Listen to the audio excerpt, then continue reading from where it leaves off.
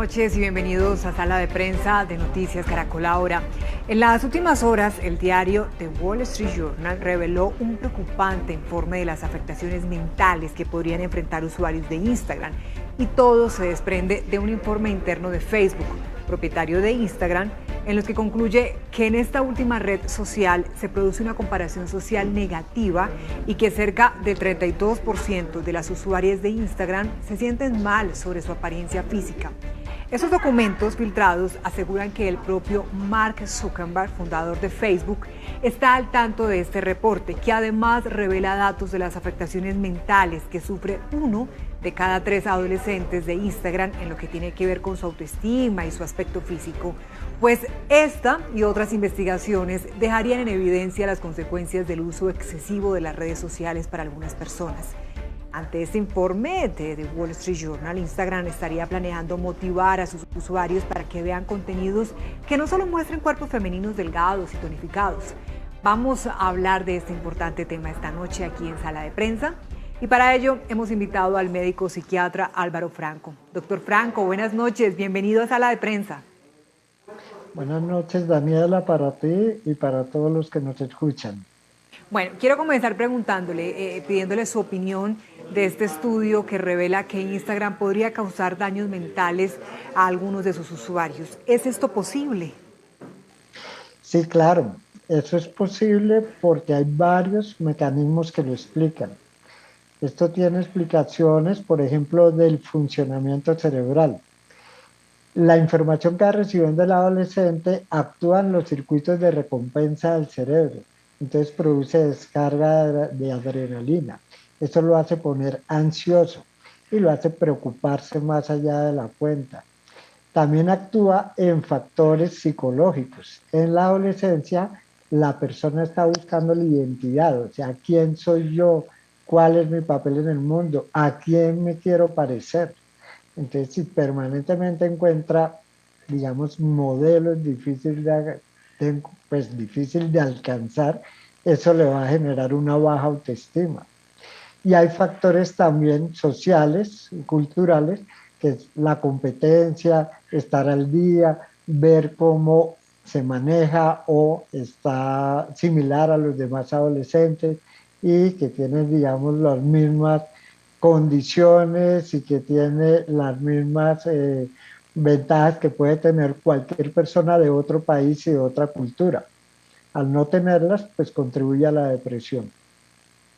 Hablando de esa autoestima, Instagram justamente es una red social donde algunos de sus usuarios exhiben sus cuerpos o muestran lugares que visitan, dando a entender sus logros materiales. Entonces, esto definitivamente, doctor Franco, ¿es perjudicial? Es muy perjudicial porque el cuerpo es la ventana de entrada. ¿Qué necesita un adolescente? Un adolescente necesita ser aceptado y querido por los demás. Hay una transición brusca alrededor de los 10, 12 años en que el niño ya empieza a buscar cariño por parte de personas fuera de la familia. Antes tenía el afecto gratis de la mamá, de los papás, de los tíos, o sea, no le tocaba hacer ningún esfuerzo por caerle bien a la gente y porque lo quisieran. Ya a partir de esta edad, él se da cuenta que tiene que hacer un esfuerzo para ser aceptado por los demás. Y el patrón que tiene como ejemplo son las personas, digamos, excepcionales por la belleza o por una condición especial. Él, al sentir que no la tiene, pues va a empezarle a bajar la autoestima. Entonces no se siente tan bonito o con un cuerpo horrible frente al parámetro que le están mostrando y dice, yo no sirvo, yo no funciono. Esto va a llevar a la depresión y además de esto, pues altos niveles de ansiedad porque está en una competencia por ser aceptado y querido por los demás. Ay, qué mal y qué absurda esa competencia finalmente, ¿no? Doctor, yo soy de las que creo que en la mayoría de casos estas redes sociales, quienes muestran ser tan saludables o tan exitosos, pues en el fondo no lo son del todo. ¿Usted qué cree? A veces también hasta de eso nos convencemos de tener que mostrar tanta perfección, de tener que mostrar felicidad absoluta. Sí, es decir, obviamente no en todos. Acá tenemos que ver es que muchachos o niños y niñas son vulnerables. Son vulnerables especialmente los que han tenido eventos traumáticos durante la infancia. Durante la infancia, los 12 primeros años de vida. Estos eventos traumáticos, digamos, hay dos grandes grupos. Un grupo que es el de las pérdidas, es decir, a quien se le murió un ser querido, llámese papá, mamá, abuelo, incluso mascota. Esas pérdidas en los 12 primeros años marcan. O que para algunos que se separaron los papás, esto es muy relativo, porque si había violencia intrafamiliar y se separaron es algo sano. Es peor el trauma de la violencia familiar. Entonces, ese es el lado de las pérdidas. El otro lado es el lado que tiene que ver con maltrato. Es decir, si ese niño recibió maltrato físico, o sea, le pegaban para corregirlo, lo cual es absurdo y no tiene ningún sentido, lo único que hace es incrementar la rabia del niño, incrementar los malos comportamientos. O maltrato psicológico, usted es un bruto, usted no sirve, usted no aprende, pues obviamente eso va a afectar mucho la autoestima. Por supuesto, encima de cualquier consideración, todo lo que tiene que ver con abuso sexual, o sea, toques deshonestos, exponerlo a ver algún tipo de situación sexual, etcétera. Y otro tema muy importante es el tema del matoneo escolar. Entonces, si lo matonean o si tiene cualquiera de estos eventos traumáticos, digamos, llega al partido no empatado, sino perdiendo por uno, por dos o por varias goleadas para ver unos modelos que tienen vida perfecta, que tienen todas, absolutamente todas las características en cuanto a comodidad, en cuanto a afecto, en cuanto a éxito, entonces se va a sentir aún más frustrado. Hay otras personas que sí pueden separar. Esos son ellos, tienen otro tipo de vida, están en otra cultura, se mueven otros modelos, tienen otra condición socioeconómica, no pasa nada, yo tengo la mía, pero esos son algunos. Habitualmente son quienes han recibido afecto por parte de la familia. Lo más importante en la crianza es el cariño que se tiene a los hijos y la importancia de ellos en la vida familiar. Qué importante eso que nos cuente, nos explica, doctor Franco. Pero entonces también nos preguntamos cómo saber hasta qué punto el mirar o interactuar en estas redes sociales nos puede hacer un daño, nos puede causar daños mentales. A ver, esto es complicado porque también puede causar daño social el no estar en ninguna red, porque se va a sentir diferente a los demás, todos los demás van a comentar de lo que vieron en cualquiera de las redes existentes y él va a quedar excluido de la conversación, él o ella. Entonces, sí es importante que tengan contacto, pero ese contacto debe ser supervisado por el adulto. Ahora, dependiendo de la edad del niño, ¿no? Ya un adolescente de 16, 18 años es muy difícil que tenga un control el adulto. Sin embargo, el adulto se lo tiene que ilustrar, porque en los adolescentes son muy vulnerables a que los manipulen y bajo efecto de manipulación, sobre todo en redes como WhatsApp, pueden enviar fotos de partes de su cuerpo, de todo su cuerpo desnudo, lo cual configura un delito internacional que es la pornografía infantil. O sea, pornografía infantil es cualquier foto de una zona erótica de una persona en un menor de 18 años. Es muy importante que se entienda eso, porque, por ejemplo, relaciones sexuales o algún tipo de contacto sexual antes de los 14 años es un delito y absolutamente grave por el daño que le produce a la víctima. En cambio, en pornografía infantil es menores de 18 años. Entonces los padres tienen que educar a sus hijos así tengan 16, 17 años, de que este tipo de conductas son conductas delictivas y que por supuesto va a haber un problema muy grave porque es fácil de detectar con la inteligencia artificial de dónde salen las fotos, qué tipo de fotos y si la circuló, pues simplemente está cometiendo un delito. Claro. Doctor, yo quisiera que nos detuviéramos un poco en esas enfermedades o en esas sensaciones que nos genera estar también tanto tiempo frente a las redes sociales. Ya usted nos hablaba de la ansiedad, pero también hemos escuchado casos de depresión, por ejemplo. Por qué pasa esto? Yo tengo que decirle, personalmente he sentido algunos episodios de ansiedad con Instagram, me pasa. ¿Qué es lo que despierta esa sensación y cómo incluso puede llevarnos a la depresión?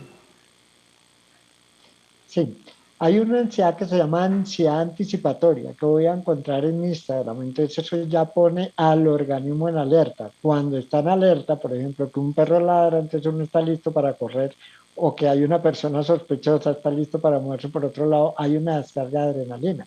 La adrenalina lleva ansiedad. Esa es la ansiedad antes de entrar a Instagram o cualquier red social, Facebook, cualquiera de las redes.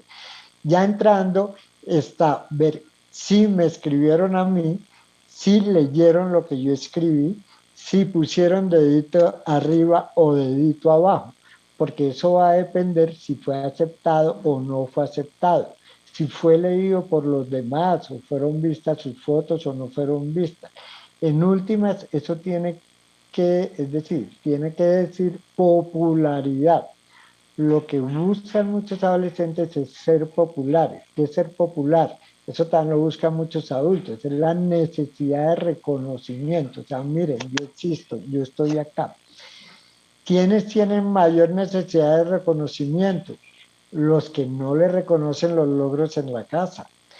En la casa muchos padres piensan que formar a los hijos es regañarlos cuando hacen algo malo, por ejemplo, que dijeron mentiras o que cogieron algo que no era de ellos o que les fue mal en el colegio. En la educación de los hijos es mucho más importante el reconocimiento de logros, la felicitación, darse cuenta en qué áreas han progresado los hijos, el abrazo, el beso, la felicitación, la invitación cuando es algo muy importante. Entonces esto, el reconocimiento de logros es un premio, entre comillas, pero un premio que no necesariamente tiene que ser algo material, es mucho más importante la cara de satisfacción de los padres o el abrazo o decirle delante de los abuelos, de los tíos o cualquier otra persona que me siento orgulloso de mi hijo o de mi hija. Eso sí es importante, entonces no van a tener tanta necesidad de buscar la popularidad en las redes sociales o el reconocimiento, porque ya tiene un reconocimiento de base, lo que le permite mejorar mucho su autoestima. Sin duda. Doctor, pero entonces aquí jugaría algo clave y es el decidir tal vez aislarme por un momento de estas redes o de estos usuarios. ¿Cómo, ¿Cómo le hacemos ahí? También tomamos la decisión Sí, de distribuir tiempos, de parar. Es conveniente eh, tomar periodos que no sean tan excesivos. sí. Esas son decisiones de cada familia. Lo que se ve corrientemente es que entre semana, dependiendo de la edad, ya estamos hablando de adolescentes, es decir, de 12 a 16 años, entre semana en época de colegio le permiten una máximo 2 horas. Es, digamos, lo normal que hacen los padres, no quiere decir que lo hagan que hacer todos los padres. Y en fin de semana les permiten hasta 3 horas. Eso es lo habitual que ve uno. ¿Cuál sería lo ideal? Lo ideal sería la autorregulación. Es decir, que el adolescente sea capaz de entrar media hora y listo. Otro día entre 2 horas y media y que pues no haya mayor problema. ¿Cuándo hay que poner límites estrictos por parte de los padres? De pronto ya es pues conocido de toda la comunidad de que las redes sociales generan adicción. Entonces es exactamente igual que, digamos, la adicción más frecuente, que es la adicción al alcohol, que la tiene el 10 a 12% de la población acá en Colombia, que el tomar alcohol genera interferencia con la vida familiar, con las relaciones sociales y con la vida laboral o académica. Exactamente igual ocurre con los videojuegos. Si el niño no baja a comer o la niña no baja a comer, no está con los padres por estar con los juegos, está generando interferencia con el funcionamiento familiar. Si baja el rendimiento académico, está generando interferencia con los procesos de aprendizaje. Si disminuye los amigos reales por quedarse solo con los amigos virtuales y las posibilidades de recreación que implique actividad física, está favoreciendo muchas enfermedades pues, generales o factores como la obesidad, porque se está moviendo mucho menos. Entonces, el ideal es la autorregulación. Si hay interferencia en cualquiera de estas tres áreas, familiar, académica o en la vida social, entonces sí los padres tienen que tomar cartas en el asunto y limitarlo a que solo lo va a tener los fines de semana o solo se lo va a tener en medida que se lo merezca. Que se lo merezca, ¿qué quiere decir? El manejar la red social tiene que ver con la libertad del manejo del tiempo. Y la libertad es un valor que está completamente atado al valor de la responsabilidad. En medida que puedo responder con mis obligaciones académicas, familiares y tener actividad recreativa diversa, es decir, con componentes culturales como música, teatro, etcétera, componentes deportivos, es decir, que se diversifique la actividad recreativa en lo sano y que la autorregule el adolescente es el ideal. Qué importante eso, porque entonces ahí también descubrimos esas alertas que nos pueden decir cuando una persona ya está recibiendo de alguna manera una afectación por estar tanto tiempo frente a una red social, porque ya está interviniendo en las rutinas o en esos rendimientos que se supone debería cumplir. Doctor Franco, pero porque hay personas que son usuarias constantes de Facebook, de Instagram, de Twitter, y uno diría, no les pasa nada, como que están todo el día, de hecho ya lo toman como una rutina o un trabajo, digámoslo así, con esos influencers y pareciera que no les ocurre nada. Sí, es una situación realmente de esclavitud. Entonces no pueden vivir si no está al lado de la red social, si no saber qué fue lo que pasó con las personas que está siguiendo y realmente es un anónimo porque hay muchos que tienen 5, 10, 20 millones de seguidores, entonces a quien lo sigue pues no le está importando mucho que lo esté siguiendo o no lo esté siguiendo, pero se convierte en una esclavitud que le limita su vida. La idea es fomentar la libertad de pensamiento, fomentar la diversidad de actividades recreativas, fomentar cuando se pueda, porque en esto también tuvo mucho que ver la pandemia, el contacto real con las otras personas. Entonces acá sí hay también factores externos que no dependen exclusivamente de las redes. Cuando estábamos en confinamiento no había otra alternativa de recreación, es que ni siquiera salir a caminar.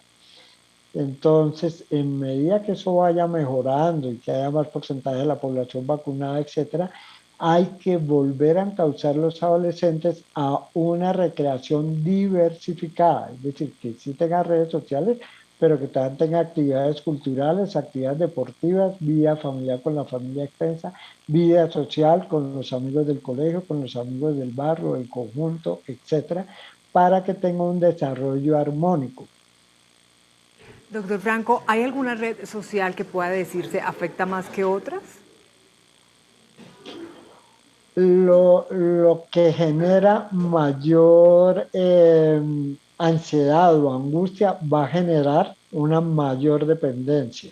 Es decir, ¿qué es lo que genera angustia y ansiedad? Lamentablemente lo que está relacionado con la violencia. Entonces, eso va a generar más dependencia. También de cómo están buscando la identidad, o sea, quién soy yo y a quién me quiero parecer, las figuras relevantes sociales o culturalmente. Ellos son modelos a seguir, entonces deben ser, es decir, deben tener en cuenta estos factores para que pueda modular ese modelaje que hace y no poner absolutamente perfecto. Es decir, todo el mundo tiene algún tipo de imperfección. Es decir, quien tiene muchos seguidores es bueno y es humano que muestre sus defectos o que muestre alguna parte en la cual se ha equivocado, etcétera. Con toda seguridad lo vaya a tener más seguidores, porque se va a identificar más la gente común y corriente. Todos cometemos errores. Todos cometemos errores. Y hablando de ese papel de todos, quisiera que hiciéramos énfasis en el papel de los padres de familia, finalmente. Yo creo que hoy es un día, es un reto, teniendo en cuenta pues el poder y la fuerza que tienen las redes sociales. Miren que ya los niños tienen teléfonos desde muy pequeños. ¿Cómo hacer? ¿Cómo también controlarles ese tiempo sin perder la autoridad de alguna manera, doctor? Sí, lo primero que hay que tener en cuenta es la clasificación. Los niños normalmente empiezan es por videojuegos antes de redes sociales. Los videojuegos tienen una clasificación sugerida, es decir, para menores de 7 años, para menores de 12 años, de 14, etc. Es importantísimo que cuando los padres compren un videojuego, que es la puerta de entrada a todo este tipo de adicciones tecnológicas, se fijen si corresponde a la edad. Segundo punto, debe tener límites. Va a jugar de tal hora a tal hora. Tercer punto, en ningún momento se le va a dar porque el niño esté llorando y para calmar al niño le den el videojuego. Eso no se puede hacer. Ni tampoco acceder a manipulaciones del niño que llore para obtener el videojuego.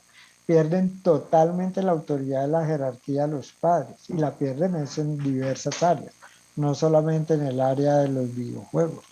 El cuarto punto, las horas, a qué horas va a jugar y cuánto tiempo va a jugar. Obviamente son diferentes las necesidades de juego de un niño de 6 años que de un niño de 10 años. Entonces debe ser poco el juego. Otro punto muy importante, que alternen diversas modalidades de recreación. La recreación no puede ser solo con videos o con redes sociales. Hay que salir a la ciclovía, hay que salir a los parques, hay que visitar a la familia extensa, a los abuelos, etc. Es decir, hay que diversificar. Y por último, el niño se lo tiene que merecer. Si el niño es un niño responsable, es un niño que respeta los horarios, que le decimos hasta tal hora puede jugar y así lo hace, pues hay que tener confianza en el niño, porque él se ha mostrado responsable. Pues, doctor Álvaro Franco, qué importante ha sido esta charla, y yo digo también que oportuna, justo cuando estamos evidenciando altos índices de depresión, de baja autoestima, de otras lamentables consecuencias, como hoy nos lo contaba este estudio internacional, por causa de las redes sociales. Es un reto, sin duda, y tenemos que aprender a manejarlos, a manejar esas redes que llegaron para quedarse. Por eso le agradecemos su tiempo, su disposición, doctor, y bueno, bienvenido por aquí siempre a Sala de Prensa, doctor Franco. Muchas gracias, Daniela, y a todos los televidentes. Nosotros hacemos una pausa. Al regreso estará Ricardo Espina contándonos qué tiene hoy en su radar. Ya volvemos.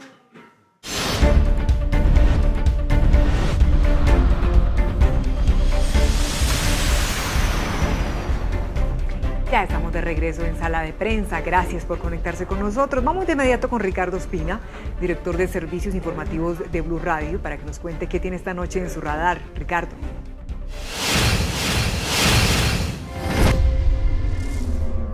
Hola, saludos para todos en Sala de Prensa en Noticias Caracol Ahora. Hoy quiero hablarles de las nuevas polémicas en las que se ha involucrado la alcaldesa de Bogotá, Claudia López, sobre un tema que es muy sensible y que está tocando a millones de bogotanos. También lo hace con los habitantes de otras ciudades del país. Estamos hablando de la inseguridad, que cada vez se convierte en algo más insostenible. La alcaldesa Claudia López habló en Mañanas Blue sobre dos temas que son muy controvertidos.